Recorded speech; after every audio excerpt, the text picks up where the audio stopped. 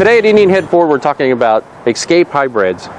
We're going to show the 2006 version, which is behind me, and also the 2008. So you get a little idea of the differences between the two. Then we're going to talk about the hybrid design and how that all works. Let's take a look. First, this is a 2006 model. You can really tell the difference by the grille and the front end. That's a key difference. Let's take a look at the 2008 and you'll see what I mean. In 2008, if it has this appearance package on it, definitely different. It looks more like an Expedition or something of that order. Definitely a lot of difference in what they did in the inside packages that they've done to these cars.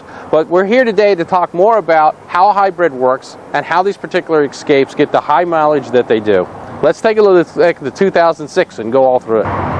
The key thing that you'll note when you run into a hybrid is the hybrid symbol on the back of the car. They're typically also on the side. Same with the Escape hybrid. That's the first thing you're going to notice about this vehicle, that it's a hybrid. Otherwise, it looks like a regular car, except for one exterior component. Let's look at that. This is essentially the hybrid grille. It's actually on the side window in the back, and it's only on the left-hand side or driver's side of the Escape hybrid. It's in the 2005 version all the way to the 2008 version. It actually pulls in air from here and acts as a separate air conditioning system for the battery system and the hybrid system in the rear. And we'll show you where that goes. But it's basically very flush, very hard to notice, but if you happen to be beside a vehicle and see that vent, you're probably looking right at a hybrid. So part of the heart, or one part, there's many parts to a hybrid system, but this is the battery pack back here. Inside here contains many cells, and actually these are very similar to a D cell kind of in size, but they have a slightly different voltage, and there's a whole lot of these cells in here to equal the amount of voltage that this particular battery puts out. This battery pack is completely sealed and is designed to take an impact from an accident. It's also designed to automatically disconnect, and you also have a switch that you can lock it off or turn it off completely. So it's all contained. Essentially, the batteries are designed to last a very, very long time. In California, you can see 150,000 mile warranty. In other states, you can see a 100,000 mile warranty. And actually, I believe 2 or 3 others have added the 150,000 mile warranty. It fits underneath, and it has a cover on top of it. It's designed to fit pretty loose in here. But we just put this right back on. So once we've tucked this in, the battery is concealed, and now you can put your groceries or whatever you else want back on top of here without any problem. Okay. As we mentioned before, outside there are gills that are coming right through this particular area here that bring air down into the battery system, and it has its own doors that open and close and take care of the cooling of this system should it need it. The only thing you have to check and service, which if you take it to a regular auto mechanic, they're not going to catch this. So bring it back to the Ford dealer, or make sure you check this. There is a filter here, and just like your filter inside your house for your air conditioner, this needs to be changed periodically. You should check it, and depending on your conditions, how much dust you go through, you might want to check it every now and then. It's very simple, but it's an important part because you don't want this system to get dirty at all, because it has safety built into it, and if it were to get too warm, it would simply shut down the hybrid system. You know, it would warn you and say that there's an issue, and it could be just this simple little filter. We snap it back on. We put the cover back in. You just got to make sure you line up everything and snap it on. And that, you don't have to check that often, but I would do it every now and then, especially every now and then when I change the oil. I would probably also check that filter to see how it is. One of the unique points about the hybrid Escape system is its ability to generate power from the braking system. We'll explain this a little further when we're inside the vehicle, but basically what happens is when you touch the brake and you apply pedal pressure, the actual power from the inertia of the car is transformed into electrical energy back to the battery and recharges it every time you brake. That's why you never have to plug in a car like this or ever worry about that, because it's always generating power by itself every time you stop. And if you're anywhere in the city, you know you're going to stop a lot. Now what happens is the benefit of this is you're not wearing out your brake pads or rotors at all. A matter of fact, this car has 14,000 miles on it and looks like it almost has brand new brake pads and rotors. That's because it's hardly using them at all. So your brake changes are going to be a lot less, and you're going to put a lot less money into this vehicle's braking system than you would any other. So now we're inside the hybrid and we're going to start it. One thing you'll notice right away is the hybrid system, the way it starts is very simple. You're never going to really grind the engine or anything like that to start. As a matter of fact, if I just bump this starter, and that's all I do, that quick, it has sent a signal down to the system to tell it to start. It's more of a turn on button like on your PC than it is a real starter. And what that system does now, it is taking care of all of everything it needs to get going, and it'll start the engine up, the regular engine, start it warming. And one of the things that's unique about hybrids is that it uses both an electrical system and a gas system. The gas system has to work up to operating temperature before the whole hybrid system comes on and is complete.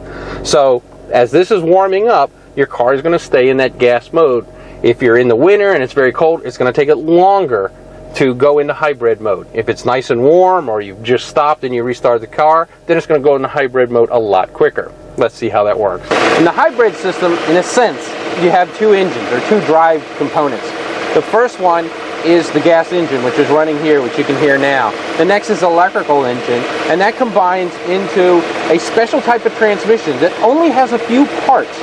And what's amazing about that is it's actually using a belt with two pulleys, if you will, and as one gets larger, the other one gets smaller. And what that means is you don't have any gears. When you step on the gas, or accelerator, as I should say, when you step on that accelerator, it's actually constantly changing its variation of its gears as needed. Now that makes it very, very smooth, but a little different to drive, which we'll see. Right now this gas engine is running and it's trying to reach up to the operating temperature it needs before it turns off, and it will turn off. And the first thing you have to realize is that when a hybrid does that, a lot of people get very spooked by that. That scares them when they're at a light and the engine just turns off, because that's usually a bad sign. But not in a hybrid. These are what they do. This is how they conserve fuel, which is very important today with today's fuel prices. Now, in addition, you can see this actually has separate radiator systems, and we just heard the engine turn off. We didn't turn it off, it turned itself off. It's conserving fuel. It is now in full hybrid mode. So as if we were to start this vehicle right now, it just start off in electric mode, which we'll show. But the key's on, it's sitting in park, but it's actually running. Now, this has two different radiators, components to it are cooling systems, and both these cooling systems need to be taken care of separately.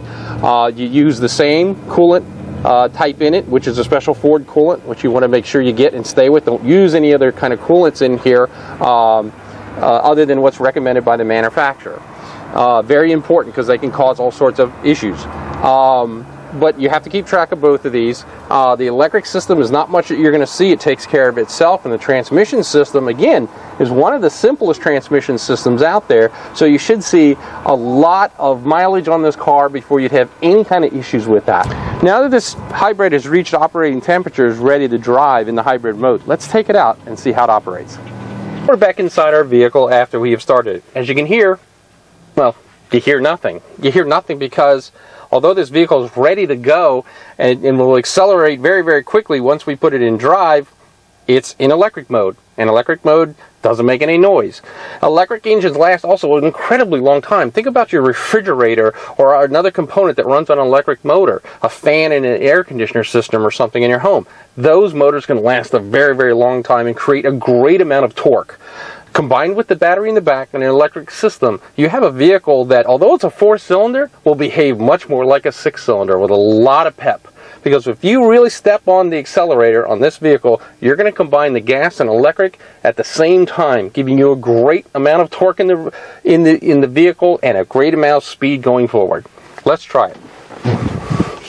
First of all, we'll put it in drive, and we notice that as we move away, we're not hearing anything. It's totally quiet. It is totally in electric mode. We just heard the door lock.